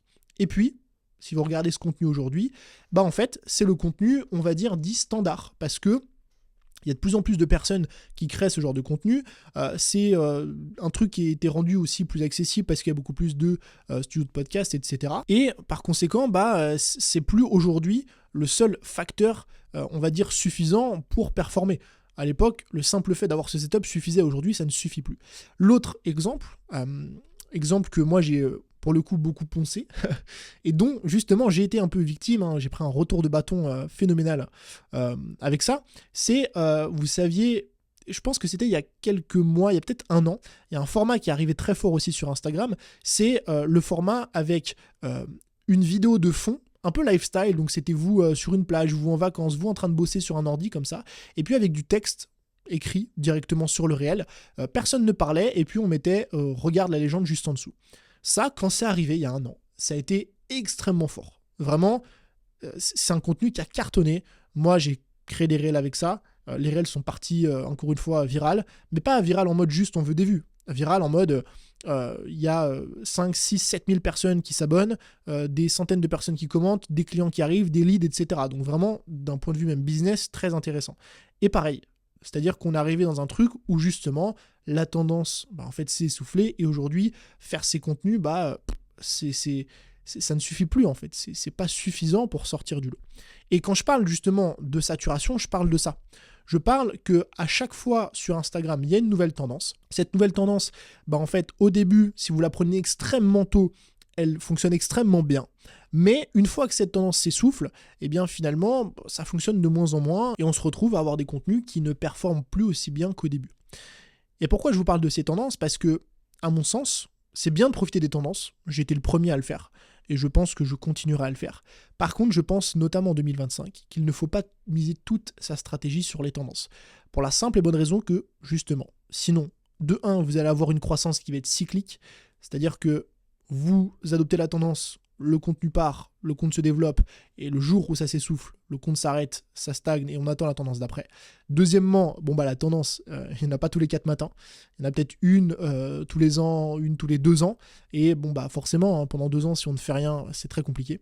Et la troisième, c'est surtout que vous ne créez pas votre propre identité, vous ne créez pas votre propre patte, et ça, en termes de résultats long terme, c'est aussi quelque chose qui a un impact négatif. Parce que quand vous arrivez à créer une vraie identité, quand vous arrivez à créer du contenu qui est vraiment différent, et on va revenir après justement sur mes 3 prédictions pour réussir sur Instagram en 2025, en fait, vous allez avoir votre propre stratégie qui va être pérenne sur la durée, puisqu'elle ne va pas dépendre d'une tendance, elle ne va pas dépendre d'une fonctionnalité, elle ne va pas dépendre d'un paramètre extérieur, elle va dépendre de vous et de vous-même. Et à mon sens, c'est vraiment la meilleure chose à faire. Maintenant, c'est quoi mes 3 prédictions pour réussir sur Instagram en 2025, mettre toutes les chances de son côté et pouvoir finalement mieux développer son compte et trouver plus de clients? La première chose, c'est de créer du contenu unique. On en parlait précédemment, donc dans la première partie, sur un petit peu le fait que je mette en place une nouvelle stratégie Instagram, le fait que je stagne, etc. On en revient un petit peu à cette notion de inner content, donc la chose dont je vous ai déjà parlé de nombreuses fois, et ça rejoint un petit peu aussi ce que j'ai mentionné avant sur le fait qu'aujourd'hui il y a un marché qui est assez saturé, il y a une survalorisation aussi des vues. C'est un sujet que j'ai peu abordé, mais je pense aujourd'hui qu'on surestime beaucoup l'impact des vues dans un business et qu'on devrait plutôt se concentrer sur d'autres choses. Et donc je pense qu'en 2025, vous devriez privilégier justement un contenu qui est unique. Contenu unique, ça veut dire quoi ? Ça veut dire contenu unique de par son format, de par son angle. Donc le format, c'est plutôt le type, on va dire, de contenu que vous amenez. Est-ce que c'est un vlog ? Est-ce que c'est une vidéo facecam, etc. Est-ce que c'est un micro-trottoir ? Peu importe. L'angle, c'est plutôt l'angle d'attaque du sujet. Donc par exemple, vous pouvez partager un contenu éducatif, donc vous allez parler des 3 erreurs à éviter pour faire je sais pas quoi. Ça c'est l'angle éducatif. L'angle qui je pense va être très intéressant cette année, ça va être l'angle de storytelling et l'angle d'anecdote. C'est-à-dire que vous enseignez la même chose finalement, mais avec un angle plutôt personnel, un angle de storytelling, d'histoire. Donc le format, l'angle doivent être unique et l'idée. On rejoint un petit peu, encore une fois, l'inner content. Mais ce que je trouve puissant toujours avec cette théorie, c'est qu'en fait ça fait naître des choses qu'on voit très peu ailleurs. Et c'est lié au fameux problème des tendances, c'est que vu qu'un peu tout le monde fait la même chose, et encore une fois, moi le premier, j'ai été victime de ce truc et je le suis sans doute encore un petit peu aujourd'hui, en fait le fait d'amener des sujets qu'on voit très peu ailleurs, avec des angles et d'ailleurs des formats aussi qui sont innovants, ça permet de sortir du lot. Donc ma prédiction première c'est ça, c'est que les personnes qui vont vraiment avoir des résultats sur Instagram en termes de croissance et en termes de vente, en 2025 sont les personnes qui vont créer du contenu ou prendre plus de temps, on va dire, de créer du contenu unique. Le deuxième sujet, ça va être l'importance de la marque personnelle. Je pense toujours par rapport au sujet dont on a parlé précédemment, cette espèce de grosse concurrence qu'il y a sur Instagram en termes de créateurs, mais aussi en termes de format, de tendance, etc. Le fait que dès qu'il y a une trend, il y a tout le monde qui la suit. Et le fait que parfois on dépersonnalise aussi le contenu. Et c'est ce que j'ai fait pendant très longtemps et j'ai vu l'impact que ça avait sur mon compte. En fait, je pense qu'en 2025, la marque personnelle doit être remise au centre de la stratégie. Ce que j'entends par marque personnelle, il y a 2 sujets à ce niveau-là.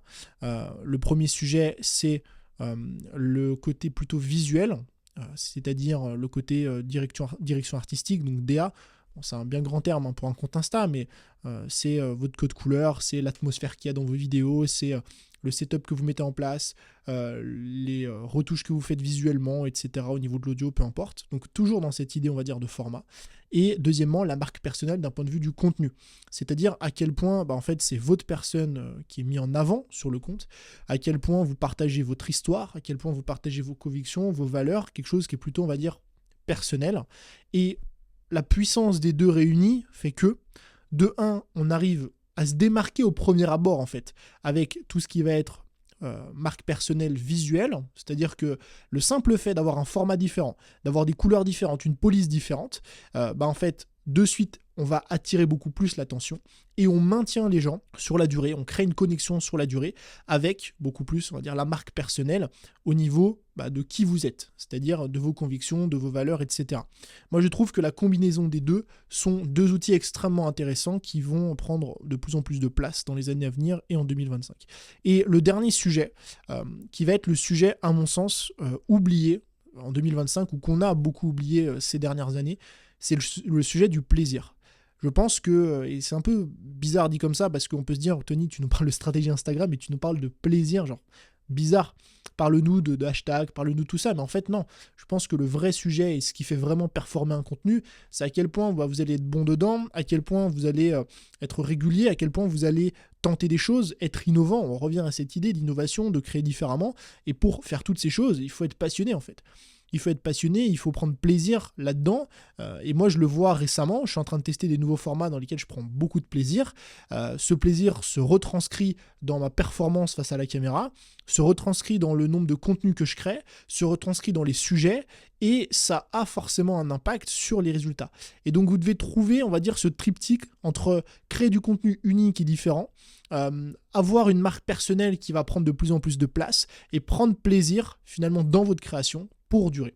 Parce que la régularité, le fait de durer, c'est partie prenante aussi finalement de votre réussite et de votre croissance. Et pour moi, c'est les 3 choses que vous devez mettre en place cette année. Ensuite, le sujet suivant, c'est une question qu'on m'a posée, à laquelle j'ai déjà répondu plusieurs fois, mais aujourd'hui, j'amène un regard un peu différent sur cette question. C'est le fait de repartir de zéro.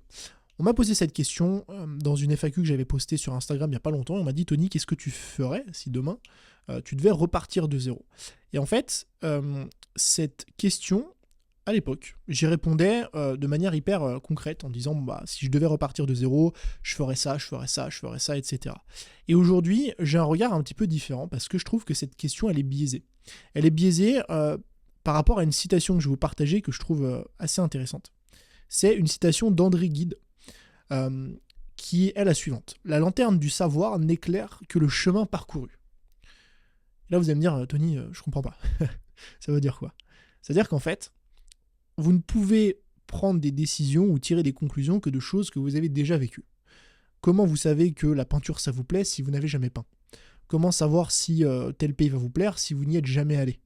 Et le savoir, la lanterne du savoir, elle éclaire que ce qui est derrière nous. Elle ne peut pas éclairer ce qu'il y a devant puisqu'on ne sait pas ce qu'il y a devant. Et l'erreur que j'ai faite pendant longtemps, c'est de me dire, oui, si demain je devais repartir de zéro, voilà ce que je ferais ça, puis je ferais ça comme ça, etc. Le souci, c'est que, non. Si je devais repartir littéralement de zéro, il y a de fortes chances que j'ai exactement le même parcours puisque je ne saurais pas ce que je sais aujourd'hui, ce qui me permettrait d'éviter des erreurs. Et en fait, c'est quoi le sous-jacent de cette théorie? Pourquoi je vous partage ça? Parce que la réalité aujourd'hui, c'est que le plus compliqué dans le développement d'un business, et le fait de repartir de zéro ou pas, le plus compliqué dans le développement d'un business, c'est pas le business. Je répète, le plus compliqué dans le développement d'un business, c'est pas le développement d'un business. Pour développer un business, vous avez besoin de 3 choses. 1, une source de trafic. Cette source de trafic, ça peut être créer du contenu, ça peut être de la publicité, ça peut être aller serrer des mains dans la rue, poser des flyers, ce que vous voulez. Deuxièmement, une offre. Une offre validée, une offre qui est créée, un truc à vendre. Troisièmement, du marketing pour vendre. Concrètement, demain, vous avez un truc à vendre. Vous allez toquer chez les gens ou toquer dans les entreprises, envoyer des mails, etc. pour avoir du trafic. Et vous faites le marketing pour vendre. Eh bien, si vous êtes suffisamment bon dans le trafic, dans l'offre et dans le marketing, vous allez vendre. Et vous vous rendrez compte, peut-être plus tard ou que sais-je, que finalement, avoir ces 3 piliers, c'est surtout faire beaucoup de pratiques, s'améliorer un petit peu, etc. Donc en fait, sur le papier, à mon sens en tout cas, c'est pas ça qui est réellement compliqué dans le développement d'un business. Ce qui bloque la majorité des gens dans le développement de leur business, c'est le perso. C'est non pas le côté business et le côté pro, mais c'est le côté perso. C'est-à-dire les peurs qu'ils ont, donc la peur du jugement des autres, la peur du regard des autres, la peur d'échouer, la peur parfois de gagner de l'argent aussi, parce qu'on n'y a jamais été habitué. C'est la direction et la vision. Je ne sais pas ce que je veux, je ne sais pas ce que j'aime, je ne sais pas où aller, je ne sais pas ce qui me passionne, je ne sais pas quel contenu créer. C'est vraiment que des sujets finalement qui n'ont rien à voir littéralement avec le business, mais qui ont plutôt à voir avec vous, avec qui vous êtes, avec ce qui vous passionne, avec ce que vous faites, avec votre identité. C'est le fait de procrastiner, c'est le fait de ne pas passer à l'action, c'est le fait de parfois passer trop à l'action, lancer trop de projets en même temps. Et ce qui fait échouer 99% des entrepreneurs, 90%, la majorité en tout cas, c'est justement ce sujet-là. Et donc si demain je devais repartir de zéro, qu'est-ce que je ferais? Je pense en tout cas que j'explorerais ou je travaillerais beaucoup plus sur le perso que sur le pro. Donc oui, je créerais du contenu, oui, j'essaierais de me former, oui, j'essaierais de développer ça, mais surtout, j'essaierais de bosser mon perso, de trouver des réponses personnelles, parce que c'est souvent beaucoup plus ça qui aiguille en fait le reste que l'inverse. Ce qui va faire que vous allez lancer telle offre, ce qui va faire que vous allez créer tel contenu, ce qui va faire que vous allez parler de telle thématique, ce qui va faire que vous allez enfin oser envoyer des emails de vente, faire des appels de vente, etc. C'est à quel point vous êtes à l'aise avec le fait de réussir, à quel point vous êtes à l'aise avec la peur du regard des autres, à quel point vous êtes passionné par tel sujet, vous êtes sûr que vous voulez prendre telle direction. Et ça, c'est souvent beaucoup plus des questions personnelles que des questions professionnelles. Et donc, je ferai en sorte, évidemment, d'avoir une structure. Je ferai en sorte d'avoir une bonne idée, une bonne offre, créer du contenu, du trafic, etc. Mais ensuite, je ferai en sorte d'explorer beaucoup plus des questions personnelles, parce que c'est souvent là que se cache la majorité des réponses. C'est d'ailleurs la raison pour laquelle, petit instant promo, dans mon livre, Solopreneur, que vous retrouverez juste en dessous dans la description, l'art de créer un business en ligne au service de sa vie, j'ai une grosse première partie du livre qui est une partie personnelle sur vos croyances limitantes, sur le fait d'identifier ce qui vous passionne réellement, donc l'ikigai réinventé, et le fait de prendre directement, donc aujourd'hui, dès aujourd'hui, la bonne direction avec votre vie, votre business, etc. Parce qu'on a souvent tendance à séparer les deux, alors que je pense plutôt que les deux fonctionnent un petit peu en synergie, comme le yin et le yang en fait. Si vous avez des problèmes perso, ça va impacter votre pro. Si vous avez des problèmes pro, ça va impacter votre perso. Donc voilà ce que je ferais si demain, je devais repartir de zéro dans mon business. Ensuite, le sujet suivant, c'est un sujet, on va dire, un peu introductif. Je vais juste vous partager un petit tips parce que je pense que ça mérite vraiment un épisode beaucoup plus complet. En ce moment, je suis en train de creuser ce sujet parce qu'il m'intéresse beaucoup. C'est le pouvoir des agents IA et de ChatGPT. En fait, pendant longtemps, je pense pendant quasiment 1 an, j'ai sous-estimé, et je ne sais pas si j'ai sous-estimé ou si c'était aussi moins développé à l'époque, mais j'ai grandement sous-estimé le pouvoir de ChatGPT. Pour moi, ChatGPT, c'était un truc, je me connecte, je lui dis, ok, Tony, Tony, je l'appelle Tony, donne-moi des idées de contenu pour tel truc, et puis voilà, corrige mon texte et machin. Et ça s'arrêtait un peu là. Je me disais, bon, voilà, c'est pas non plus méga pertinent comme truc, je vois pas vraiment l'intérêt. Et je sais pas si c'est les mois qui ont passé, le truc a évolué, je pense un petit peu aussi, ou c'est moi qui ai creusé un petit peu plus le sujet, mais en ce moment, je creuse pas mal le sujet des agents GPT. Et je vais vous donner un petit tips après, c'est juste un truc genre hyper game changer en fait, hein, quand vous utilisez ChatGPT ou même Claude, je crois que c'est sur Claude, mais je suis pas sûr. Je suis sûr que c'est sur ChatGPT, c'est les agents GPT. En fait, un agent GPT, et on peut aller plus loin en connectant des API, ChatGPT, Make, Notion, etc. Je suis en train de creuser ce sujet, mais ça, je le garde pour un autre podcast parce que c'est quand même un peu trop complexe. Le sujet des agents GPT, c'est quoi ? Vous savez, quand vous créez un prompt sur ChatGPT, vous allez avoir votre prompt de base. Donc voilà, j'aimerais que tu te comportes de cette façon pour tel objectif, tel sujet, etc. Et déjà, le simple fait de bien prompter une demande, une requête, normalement, ça change et ça a un impact sur les résultats que vous obtenez.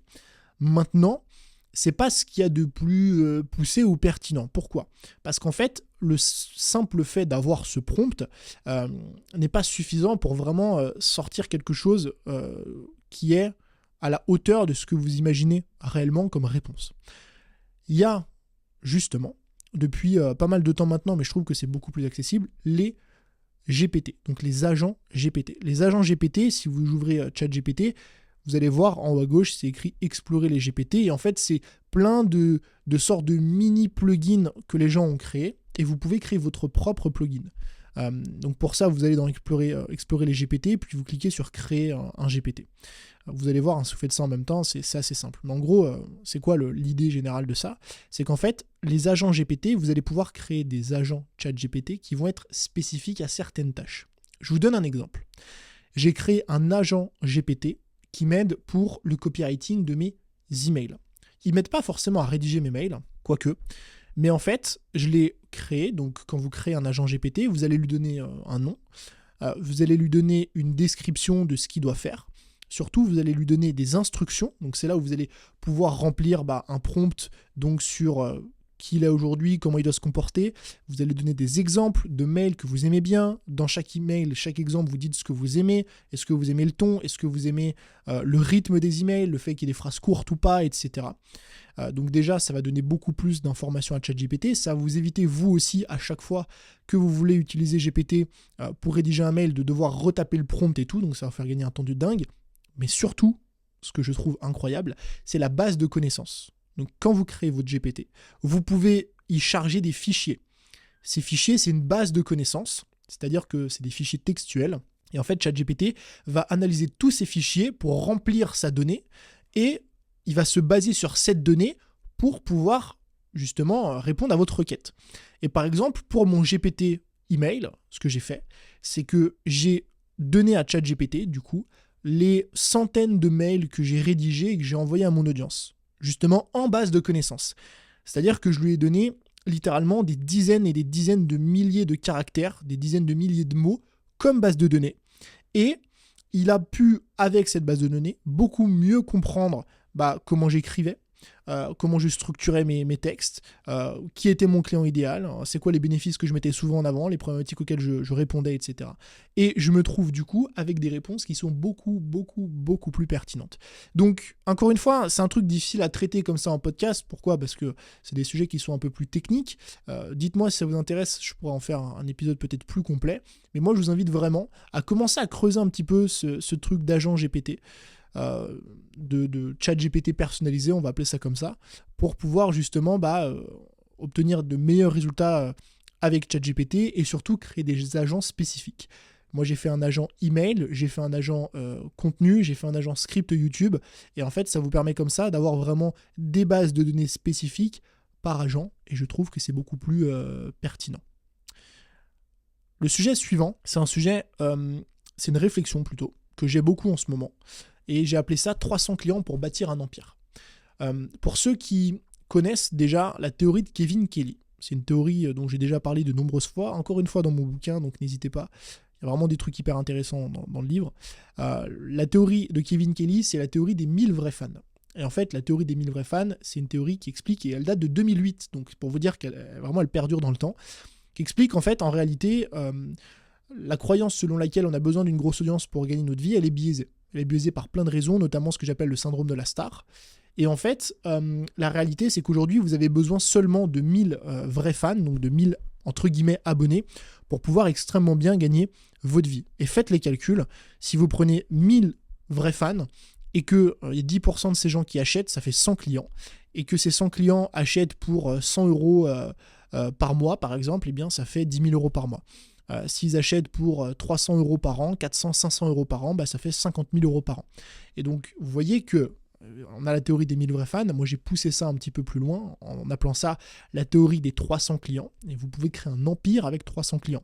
Et littéralement, quand je vous dis un empire, c'est un empire. Alors, c'est pas un empire à la Amazon, etc. Mais faites des maths, faites des calculs. Combien est-ce que vous vendez une offre Combien est-ce que vos clients dépensent en moyenne chaque année chez vous? Et si les clients dépensent en moyenne, je sais pas moi, 300 euros, ça fait 90 000 euros à l'année.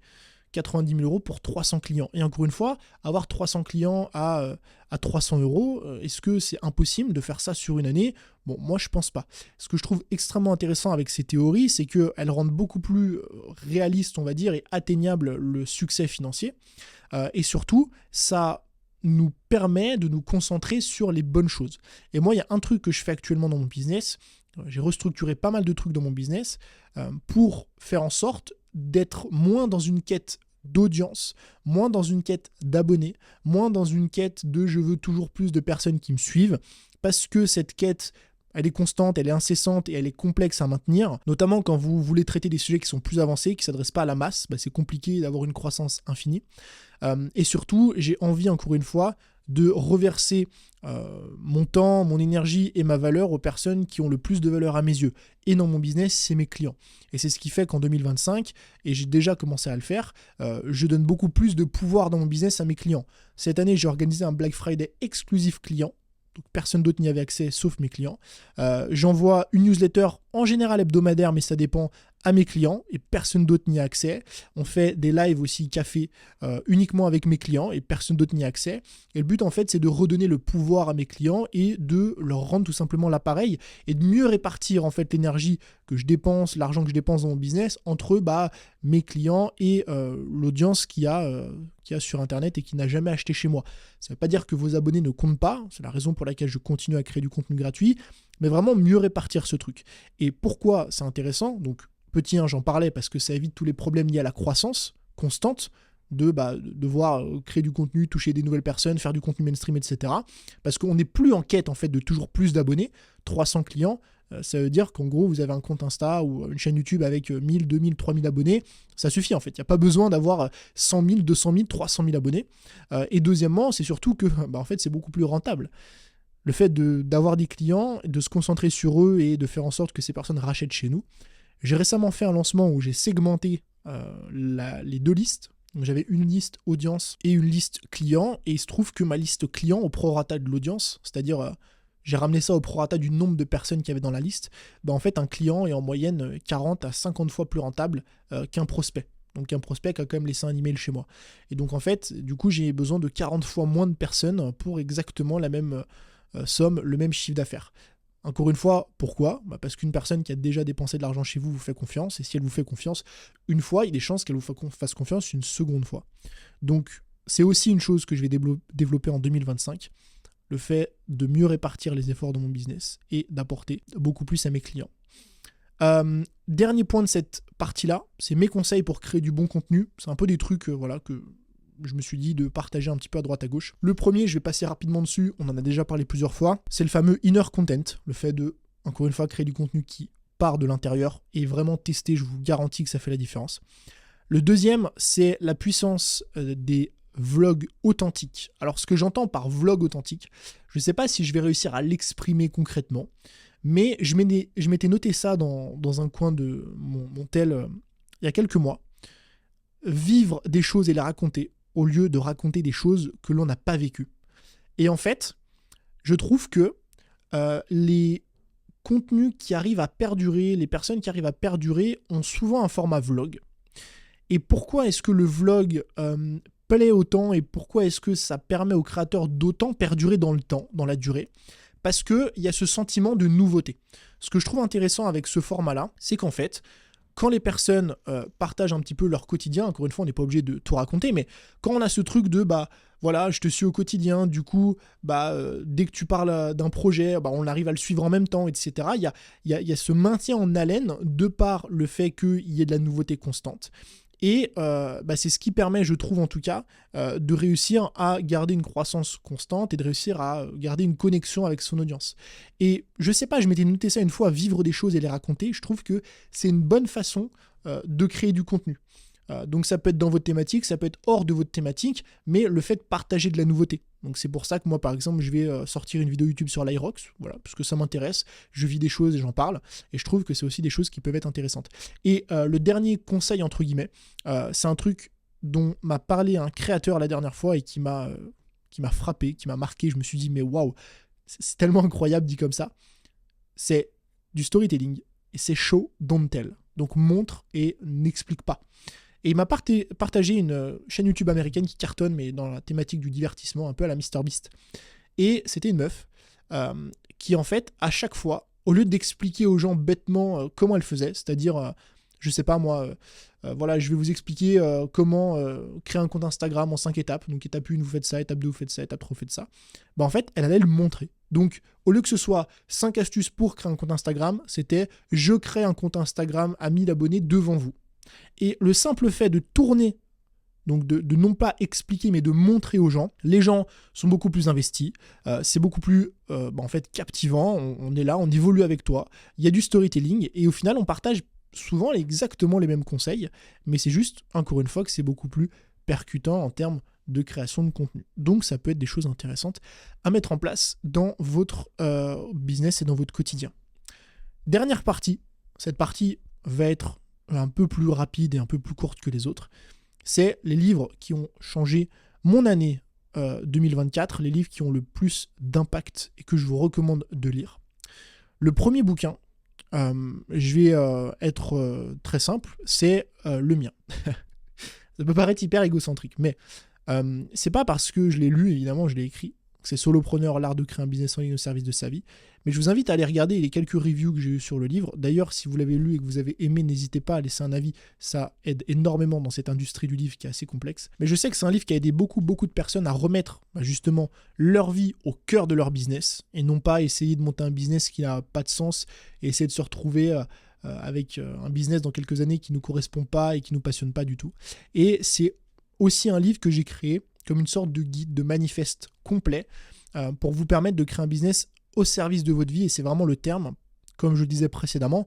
Le but, en fait, c'est pas juste de monter un business, de gagner de l'argent, le but, c'est d'être passionné, le but, c'est que notre business model corresponde et matche avec notre vie, le but, c'est aussi de comprendre que si on a envie de progresser dans son business, il faut aussi progresser personnellement, surmonter certaines croyances limitantes, trouver ce qui nous passionne réellement pour prendre la bonne direction, et c'est vraiment dans cette idéologie que j'ai construit le bouquin. Donc encore une fois, si vous voulez y accéder, c'est 20 €.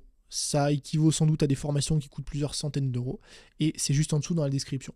Le deuxième livre qui a eu un impact assez conséquent sur moi cette année, que j'ai lu 2 fois cette année, c'est un livre de Dan Sullivan, 10x is easier than 2x. Un livre malheureusement qui est dispo que en anglais, je dis malheureusement parce qu'il y a plein de gens qui ne lisent pas en anglais, mais honnêtement, si vous voulez passer un cap en termes d'apprentissage, de création de contenu, de business, de formation, ce que vous voulez, apprenez l'anglais. Je sais que c'est pas évident, moi je savais pas parler anglais il y a quelques années, mais les meilleurs livres, enfin beaucoup en tout cas de très bons livres sont en anglais, beaucoup de bonnes formations, beaucoup de bons contenus sont en anglais, même s'il y a de très bons contenus en français, mais voilà, ça vous ferme en fait à beaucoup de cultures différentes, beaucoup de langues différentes, et je trouve ça dommage. Donc voilà, très bon livre de productivité, de 1 sur l'idéologie, parce qu'en fait il nous explique que on peut aller 10 fois plus vite et que c'est toujours plus simple en fait de viser gros que de viser petit, et c'est un livre qui dans la méthodologie aussi est très pratico-pratique et que je trouve assez intéressant. Deuxième bouquin, Construire un second cerveau, un livre de Thiago Forte, un livre qui va vous permettre d'avoir une méthode d'organisation complète, littéralement. J'ai retrouvé dans ce bouquin ce que j'ai payé des centaines d'euros dans d'autres formations, donc autant vous dire que c'est une méthode extrêmement complète. Il décortique vraiment tout ce qu'il faut faire pour justement créer une méthode de prise de notes, on va dire, mais pas vraiment, c'est surtout d'organisation générale, avec des différents fichiers, comment est-ce que vous gérez vos fichiers, comment est-ce que vous synthétisez des notes, etc. Franchement, si vous prenez ce livre étape par étape, vous aurez une méthode complète pour mieux vous organiser. C'est pas organiser son quotidien, c'est plutôt organiser son espace. Encore une fois, second cerveau, donc espace mental, c'est où est-ce que vous mettez vos fichiers, comment vous gérez votre Notion, votre ordi, ce que vous voulez. Donc un livre que je vous recommande vraiment, qui est dispo pour le coup en français. Autre livre, Essentialisme, un livre sur la productivité, on va appeler ça comme ça, dans un peu la même lignée que le livre de Dan Sullivan, un livre qui permet de remettre un petit peu de l'intérêt, ou de remettre au centre plutôt, ce qui compte vraiment dans votre business.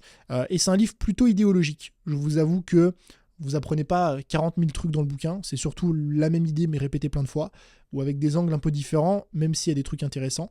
Mais en tout cas, pareil, un livre que j'ai lu cette année, que je vous recommande, qui est hyper intéressant. Le dernier bouquin, c'est The Simple Path, P-A-T-H, désolé, to Wealth. Donc en gros, la voie simple de la richesse.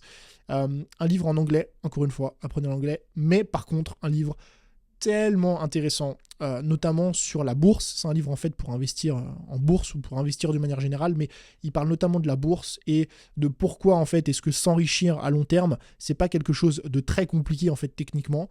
Il vous montre justement pourquoi est-ce qu'on a peur d'investir en bourse, pourquoi est-ce qu'on a peur des crashs boursiers, et pourquoi est-ce qu'on ne devrait pas en avoir peur, pourquoi est-ce que la bourse va continuellement croître en fait au fil des décennies et des siècles, comment investir et sur quel indice investir, comment bien répartir vos trucs, bref, vraiment un guide hyper simple, hyper pratique, si demain vous souhaitez investir, notamment en bourse, et vous construire une richesse sur le long terme. Donc voilà, il y a beaucoup d'autres livres que j'ai lus et que je trouve intéressants, mais en tout cas, ceux-là sont les bouquins qui m'ont le plus impacté cette année. Donc, avec ce dernier bouquin et cette dernière recommandation, on a terminé cette partie et on a terminé cet épisode de podcast. J'espère qu'il vous aura plu. Je vous avoue que j'ai eu pas mal de difficultés à l'enregistrer, parce que parler pendant plus de 2 heures, c'est pas évident.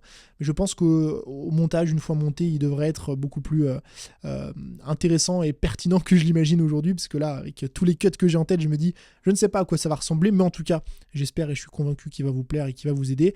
Si jamais, encore une fois, vous souhaitez soutenir ce podcast, n'hésitez pas à laisser une note sur Apple Podcast ou Spotify. Vous retrouverez les liens mentionnés, dont mon bouquin juste en dessous dans la description. Je vous remercie d'avoir regardé ce contenu et écouté ce contenu jusqu'à la fin. Je vous dis à très vite pour un nouveau podcast. C'était Tony. Ciao.